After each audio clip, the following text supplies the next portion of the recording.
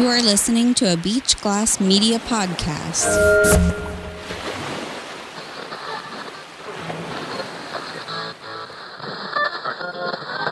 Great news! The 97th Academy Awards are coming soon, and how wonderful that the Academy is finally showcasing movies that the general public simply love. Yes, that is correct. Finally, movies that the audiences have been flocking to the theaters are making the list for Best Picture. Oh, what was that? You don't go to the movies? Oh, that's right. I mean, why pay $18 to see a movie that who knows if you'll even like, when you can pay Netflix $18 to maybe watch the first 10 minutes of a new film only to be bored to death and then stream something actually good, like Spider-Man with Tobey Maguire. Well, let's see the list of films that the Academy claims to be worthy of your consideration. There is Honora, if you're into prostitution. There's The Brutalist, if you believe that brutalist architecture is beautiful. There's A Complete Unknown, which is a complete unknown. There is Conclave, for you crazy Catholics. There's Dune Part 2, for people who actually like going to the movies. There's Emilia Perez, if you like both visual and audible nails on a chalkboard. There is I'm Still Here, if you're still here listening to this podcast. There is Nickel Boys. Unfortunately, it doesn't feature any Nickelback songs. What a shame. There is The Substance, for you drug-addicted drug addicts. And finally, Wicked, if you wanted to watch a film that everyone was willing to pay money to watch. You might be thinking, yeah, I'm not really interested in about 90% of these films, but come on. You mean to tell me you don't want to pay $18 at the box office of a theater to be lectured with pornography about how sex work is real work and that transgender women are actually women, or being lectured on how America is a really bad, no good, rotten, racist place? Oh, okay. So you're saying you like being racist. You like being a transphobe. You like being a bigot. Why, do ya? Well then, keep your racism, keep your transphobia, and keep your bigotry. If $18 isn't worth making the world a better place, then I don't think we can be friends.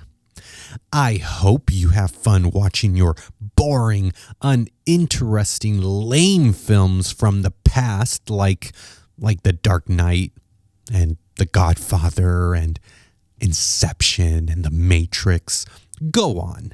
Keep your dull old movies like Saving Private Ryan, Terminator 2, Gladiator, the first one, of course, Good Will Hunting, Braveheart, Rocky, The Shawshank Redemption, Forrest Gump.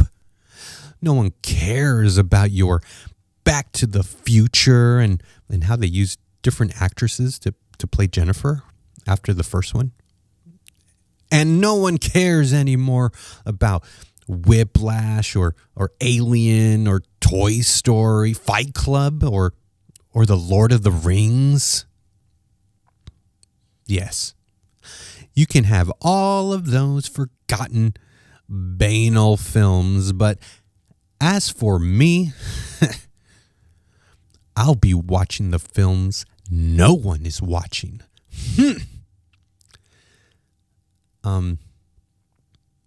you lend me $18, please? My name is Andrew Reyes, and this is Faith and Politics with me, Andrew Reyes.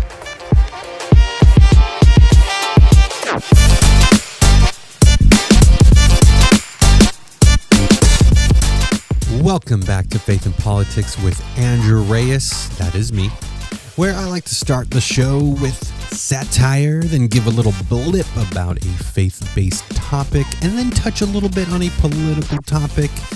And today's topic at hand is that universal lubricant called money. Is money good? Is money bad? Is money evil? We shall discuss on today's episode titled The Love of Money. Let's go!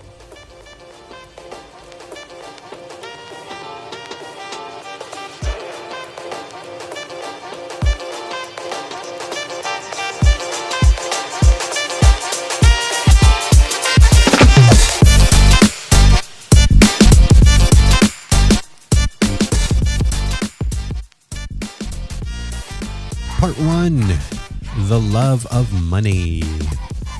Real quick, I just want to remind you all that if you're not following the new Faith and Politics Instagram page, then what are you doing?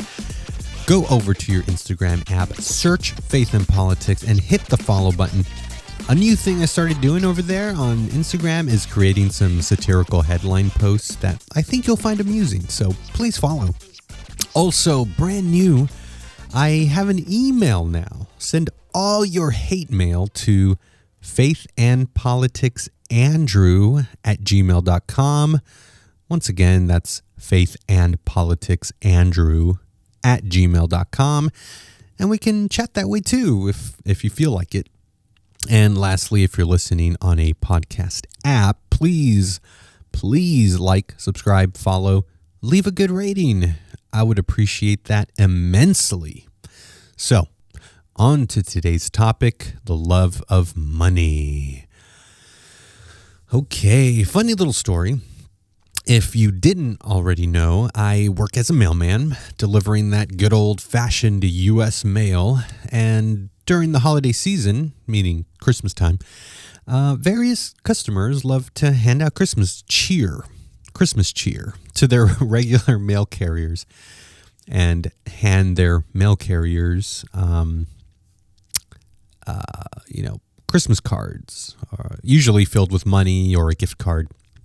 I remember this one year, I wasn't a regular at the time. I was what is called a T6, which is where I cover 5 different mail routes during the work week. Basically, on the regulars' days off, I do their route. So that was pretty much what I did for about 2 years. So every day I was on a different route.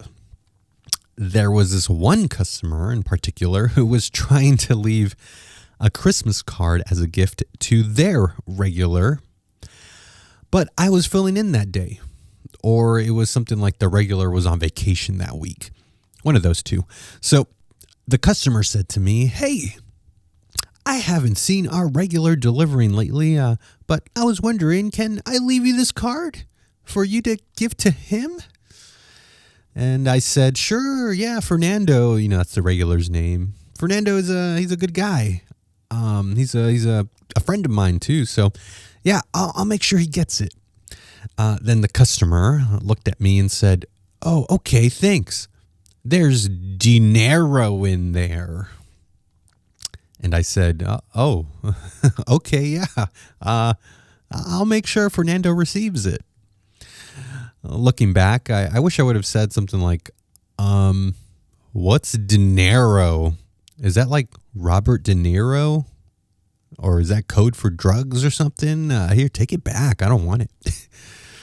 But maybe they were just trying out some new Spanish they learned on the Rosetta Stone. Or, maybe they see a Hispanic guy and assume that I speak Spanish. Well, guess what? Their assumption is correct. However, those moments always tend to tickle me for some reason. But yes, money, dinero, pesos, argent, soldi, para, yen. We're talking about money, moolah. We're talking about money today. Is money good? Is money bad? Is money important?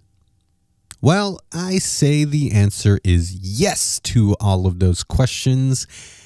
And that's what I'm going to try to explain from a biblical standpoint. We have all heard the phrase at some point that money is the root of all evil. And it sounds pretty impressive, to be able to pinpoint all of the world's trouble to money itself. But unfortunately, that is not true, nor is it biblical. It's not biblical. In fact, money being the root of all evil is not even what is said in the Bible accurately. Because, well, the Bible actually says a lot about money and how useful money is, and that money is morally neutral. But it should be used responsibly, of course. It should be used as a tool to help ourselves and as a means to help others.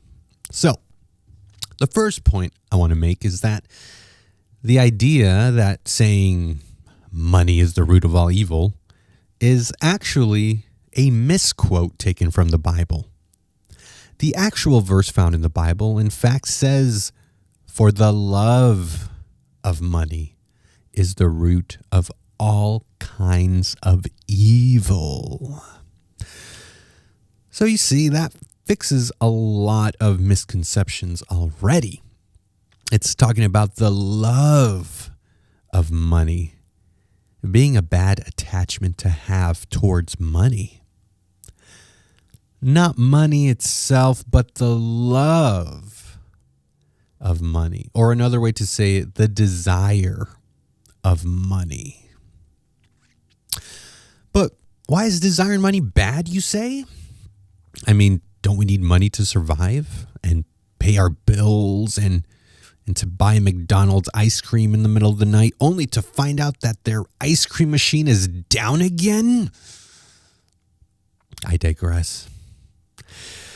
The main point of the love of money being the root of all kinds of evil is that finding yourself in love with money has the potential to control you, has the potential to control us. What do I mean by that? Well, money controlling us, if we first look at the context of, the Bible verse, it seems to be focused around the religious leaders of the time who were, asking for more money. But more money for what? I think to keep it for themselves and to pocket the money and then go around acting godly and holy. Yet they for sure seem like they just like the fame and the attention of having riches. And that clearly seems to be a perverse use of money. To swindle money from people for personal gains, that is. So, point number one is basically greed is bad because it will cause you to do things you wouldn't normally do, be it lying to others, cheating people, stealing it, etc. Its root is greed, and that will negatively change you. Point number two is what Jesus said on the Sermon on the Mount about money. Jesus compares money to being a master, like when you let money control you, where he says, "No one can serve two masters, for either he will hate the one and love the other, or he will be devoted to the one and despise the other. You cannot serve God and money." What's the idea here? Well, I believe that Jesus is saying here that that you can't live for money and live for God simultaneously, because you will end up liking one more than the other. Obviously, money being that thing you live for, which would then basically become your idol, meaning that thing you worship.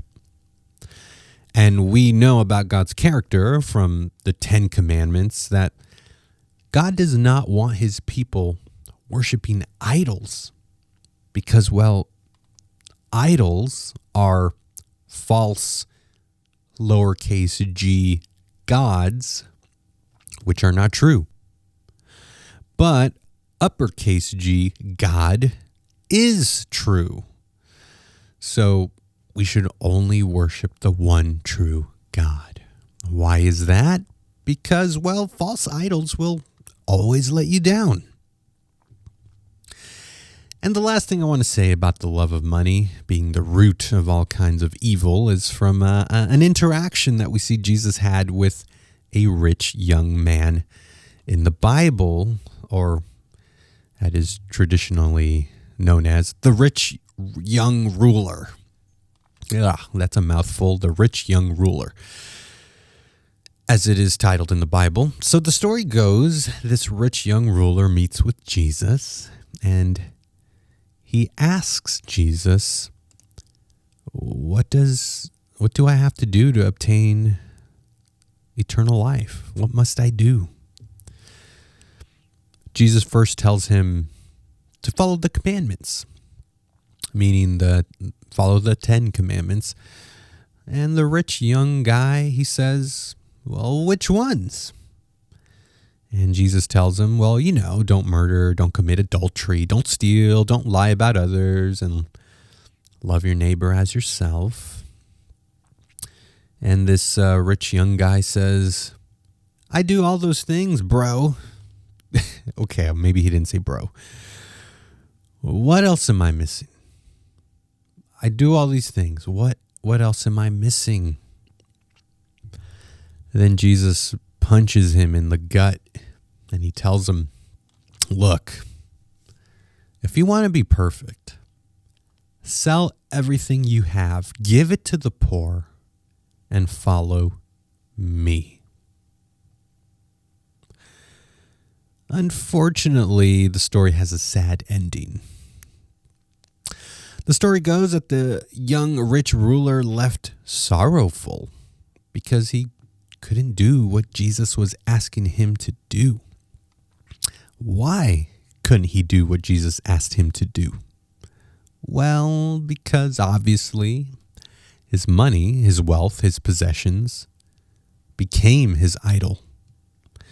Meaning his riches became his everything. He couldn't let it all go. Just imagine having met Jesus himself, the Son of God, face to face, and deciding my money is more important than living a virtuous life. That's pretty sad if you ask me. So is money evil? According to the Bible, it is not. It's neutral. But if your life's purpose becomes solely about making money and acquiring wealth and possessions and doing whatever you have to do to obtain more and more and more and more, well, that, my friends, sounds to me like the love of money that will lead to all kinds of evil. Now, let's head over to part 2 of the podcast.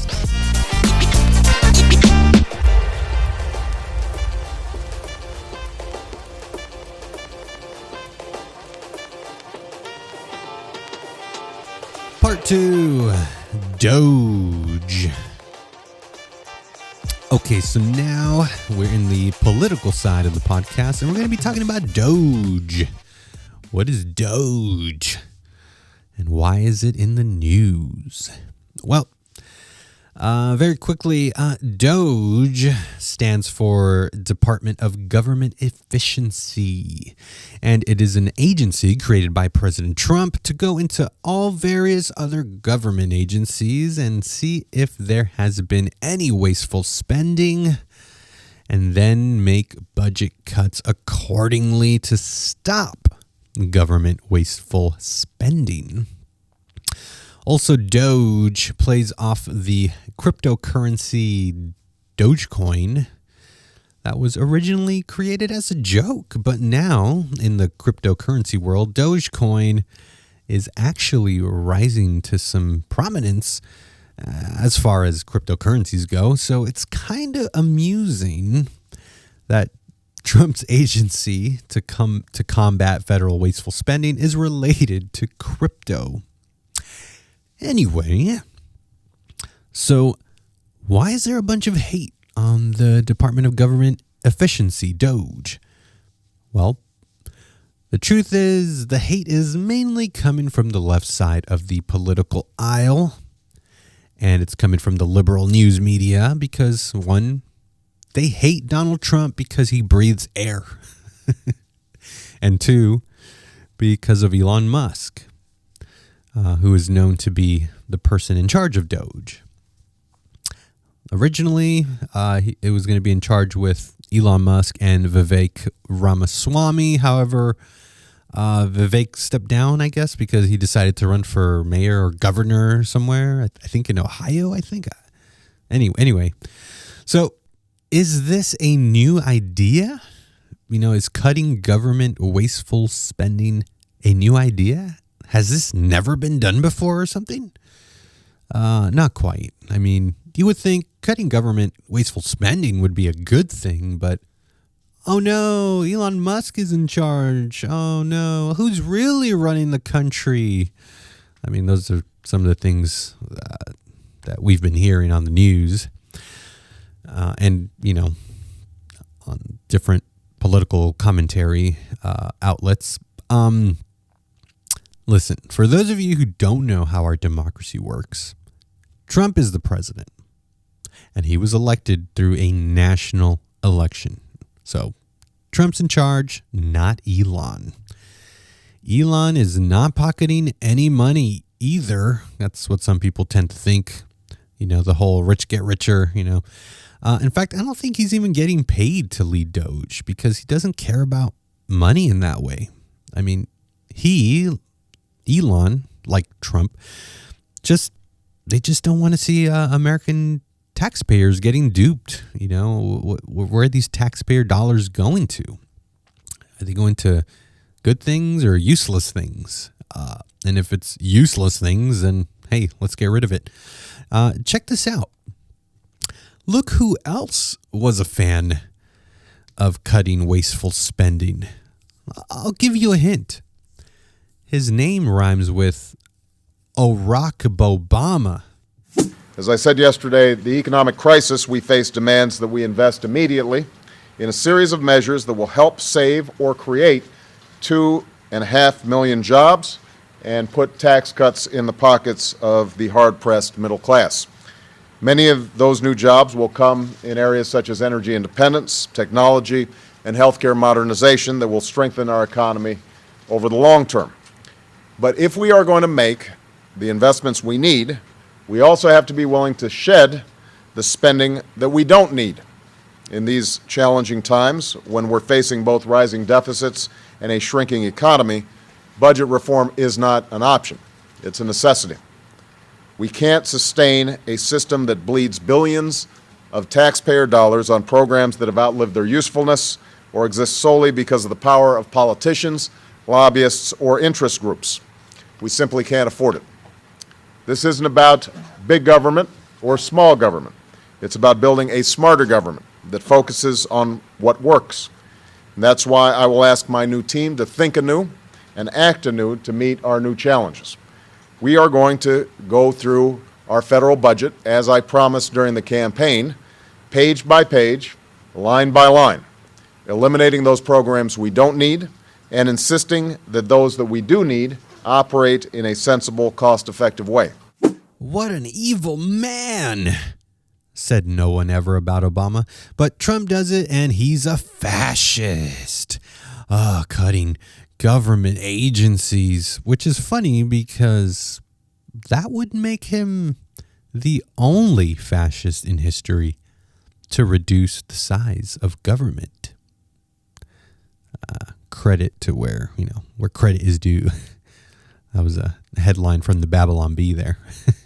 So, the big headline news in the first couple of weeks in Trump's presidency was the investigation into USAID. What is USAID? Well, it's a government agency, and it was set up for the U.S. to provide aid to foreign countries in need of financial assistance. Now, not to get wrapped up too much into detail about the workings of this federal agency, but I mean, I could get on board with, the U.S. helping those in need for, say, a natural disaster. Give natural disaster victims some relief. Maybe helping fight some outbreak in disease in different parts of the world. But should that be the purpose of the U.S.? I mean, I would say no, not really. I mean, a friend in need is a friend indeed. We've all heard that saying. I get it, but your friend should maybe also help you in return, or at least say thank you for helping them out. And I don't think the U.S. is getting the thanks it deserves when helping other countries out. Just my opinion. Here's a clip of the new press secretary, Caroline Leavitt, I think that's how you pronounce it, answering questions from the press about Elon Musk and Doge and what they uncovered about USAID. Karen, do you know if Mr. Musk took the same oath that you and other senior advisors to the president took about adhering to the Constitution, following the law? Do you know if he took that oath? I don't know the answer to that question, but like I told Caitlin, I can get back to you guys on that. And do you know what expertise he has in the areas of global health or humanitarian aid to be able to assess what's happening at USAID? Well, first of all, Elon Musk is a once-in-a-generation business leader. He is an entrepreneur. He serves as a great ally and a friend to the president. And I think Elon Musk also has a little bit of common sense. And I think the American people really appreciate that when it comes to the federal government, because it seems like all common sense has been lost in this city. And that's what you see when you look at USAID. I know Secretary Rubio made some comments about how he will be acting as the director over that agency. And here's the reason why Elon Musk and others have been taking a look. Because if you look at the waste and abuse that has run through USAID over the past several years, these are some of the insane priorities that organization has been spending money on. $1.5 million to advance DEI in Serbia's workplaces, $70,000 for a production of a DEI musical in Ireland, $47,000 for a transgender opera in Colombia, $32,000 for a transgender comic book in Peru. I don't know about you, but as an American taxpayer, I don't want my dollars going towards this crap, and I know the American people don't either, and that's exactly what Elon Musk has been tasked by President Trump to do, to get the fraud, waste, and abuse out of our federal government. Yeah, so DOGE is simply going into government agencies and pointing out wasteful spending and future wasteful spending as well. And here's a list that DOGE posted on X, and I found this pretty interesting. This is what it says. It says, U.S. taxpayer dollars were going to be spent on the following items. Check this out. And all of these things have been canceled. Are you ready? Check this out. Taxpayer dollars were going to go to $10 million for Mozambique voluntary medical male circumcision. Yeah, $10 million for that. $9.7 million for UC Berkeley to develop a cohort of Cambodian youth with enterprise-driven skills, whatever that is. $2.3 million for strengthening independent voices in Cambodia. Okay. $32 million to the Prague Civil Society Center. $40 million for Gender Equality and Women Empowerment Hub. $14 million for improving public procurement in Serbia. $486 million to the Consortium for Elections and Political Process Strengthening, including $22 million for inclusive and participatory political process in Moldova, and $21 million for voter turnout in India. That's just weird.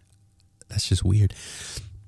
$29 million to strengthening political landscape in Bangladesh.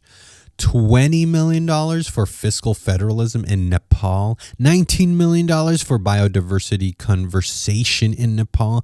$1.5 million for voter confidence in Liberia. $14 million for social cohesion in Mali. $2.5 million for inclusive democracies in Southern Africa. $47 million for improving learning outcomes in Asia. $2 million to develop sustainable recycling models to increase socioeconomic cohesion among marginalized communities of Kosovo, Roma, Ashkali, and Egypt. Everyone. That was a mouthful, that whole thing there. I mean, the point is that's a lot of money. A lot of money that our taxes were about to be spent on, mind you. I mean, who's in love with money at this point? I'm just going to go out on a limb, here, and say that all those proposals that, they've just been slashed, but I bet you that all those proposals were from leftist Democrats. I'll bet money on that. Not the taxpayer money. I'll bet my own money. See what I did there? What else has D.O.G.E reportedly done? Here's another thing that I found out. D.O.G.E has cut $900 million from the Department of Education. I'll bet you $900 million that education will be just fine, or even run better than it has in the past 4 years. I mean, just look up the stats yourself. Education has not been going so well here in this country. Lastly, Trump has been quoted to say that he's planning on passing the D.O.G.E savings to paying off a portion of the national debt, which that's a good thing, and to giving a portion back to the American people, which, just for the record, that's not set in stone yet. However, I must say that if Trump is really going to cut wasteful government spending to then give money back to its citizens, and at the same time shrink government bureaucracy, well, I could honestly say that Trump is the nicest fascist I have ever seen. And that will do it for today's episode. Thank you for listening. What did we learn here today? Oh yeah, don't love money, don't waste money, and for gosh sakes, remember, always keep up the faith.